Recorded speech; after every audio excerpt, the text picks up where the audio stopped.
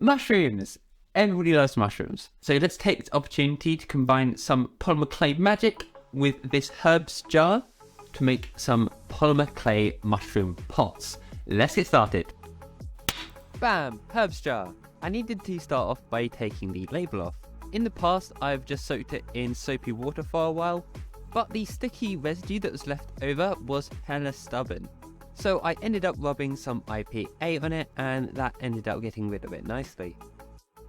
With that done, now I can direct my attention towards the stem of the mushroom.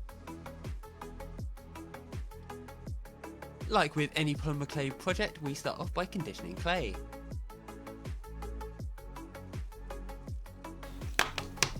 When I have done mushrooms in the past, I tend to like to add a little bit of yellow to the mix, just because it makes it look a little bit warmer and more magical.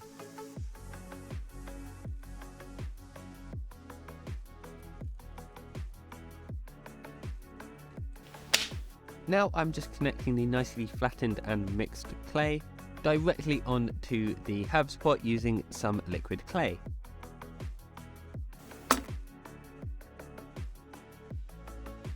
I then decided to add some more clay towards the bottom because all mushrooms have an absolutely gigantic bum. It was then I realised I had made it way too yellow, so we'll just pretend like that didn't happen, and I'll go over it with a fresh piece of white clay.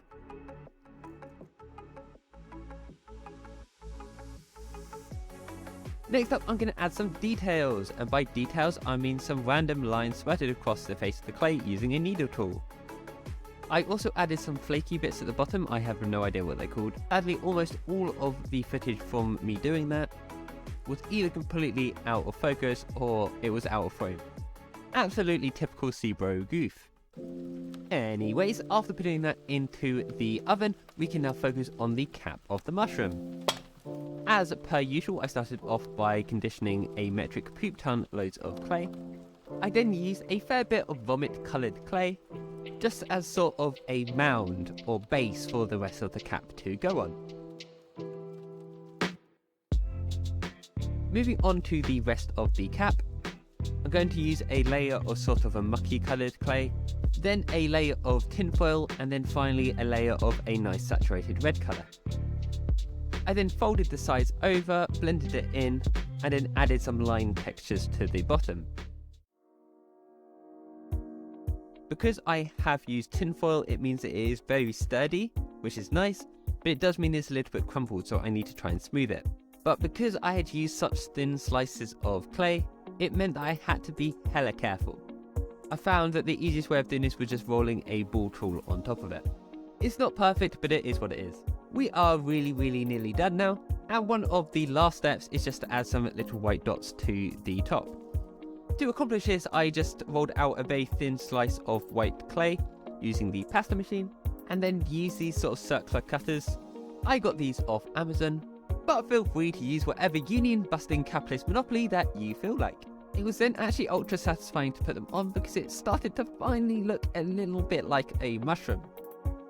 To make sure they were nice and secure, I just used a ball tool to gently press them into the clay before picking up and yeeting it in the oven. When putting it in the oven, I didn't want to put the top face down just because then it would flatten the nice cap that I'd spent ages making. But if I put it the other way around, then it would trap loads of air inside, and then when that's heated, I didn't want that to ruin the project either. So I ended up mounting it on a little bit of tin foil, and that worked nicely. While I'm doing that, you may as well hit the like button. But after that's come out of the oven, then bam, we're done!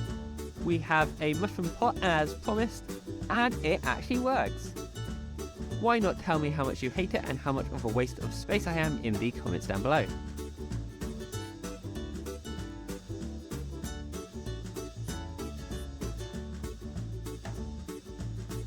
And that is it, guys. As always, thank you so much for watching. I do super duper uber duper appreciate every single one of you. If you did enjoy this video and want to check out another one, then why not check out this video right here. And I will see all of you guys next time. Peace.